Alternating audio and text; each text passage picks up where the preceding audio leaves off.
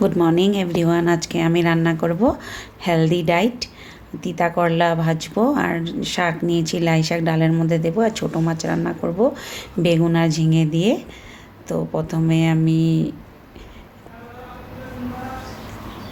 আর কিছু ধনেপাতা নিয়েছি মাছ, ছোটো মাছে দেওয়ার জন্য। প্রথমে তেল গরম করে আমি একটু রাঁধুনি সম্বার দেব, তারপর চিড়ে রেখেছিলাম কাঁচা লঙ্কা দিয়ে দেবো।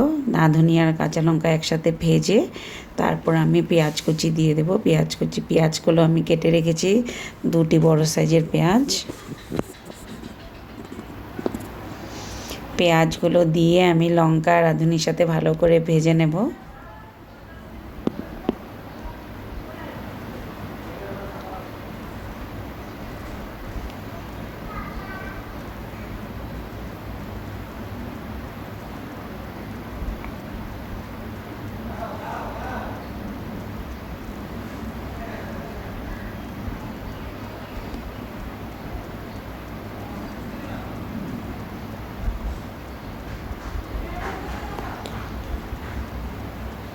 পেঁয়াজ কাঁচা লঙ্কা ভাজা হয়ে গেলে আমি টমেটো কেটে রেখেছি, একটি বড় সাইজে ছোট ছোট করে কেটে রেখেছি টমেটোটা দিয়ে দেব।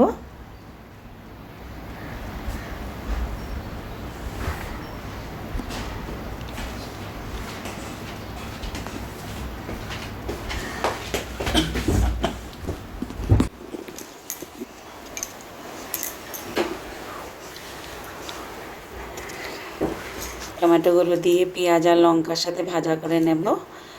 তারপর আমি দিয়ে দেব হলুদ গুঁড়ো 1.5 চামচ আর নুন স্বাদ মতো দিয়ে ভালো করে কষিয়ে নেব।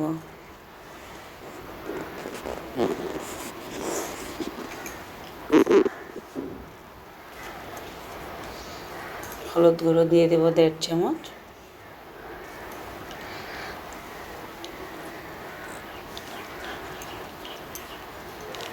নুন দিয়ে দিচ্ছি স্বাদ মতো।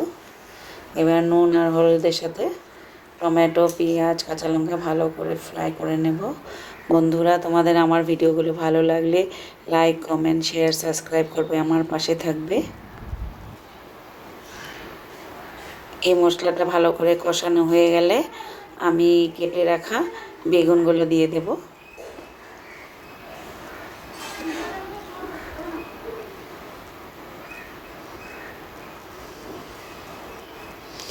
বেগুনগুলো একটু মশলার সাথে ভাজা করা হয়ে গেলে আমি ঝিঙে কেটে রেখেছি, ঝিঙেগুলোও দিয়ে দেব।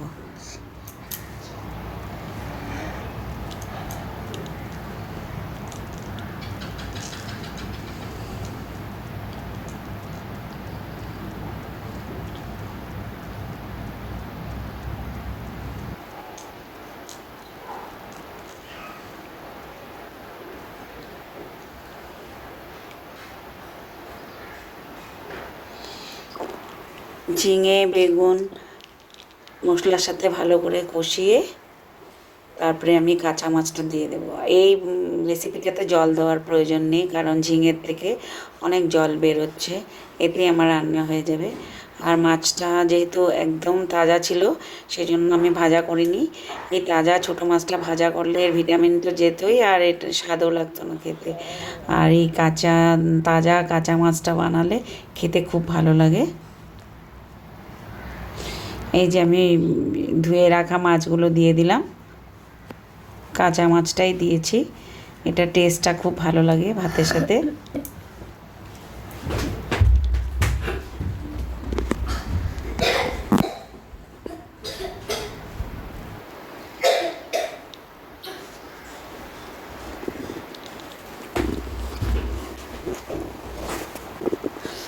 এখন মাছগুলো আমি দিয়ে এই সবজিটার সাথে আলতো হাতে নাড়িয়ে নেব, কারণ বেশি জোরে নাড়াতে গেলে মাছগুলো ভেঙে যাবে, সেই জন্য আলতো হাতে একটু একটু এপিট ওপিট করে দেব।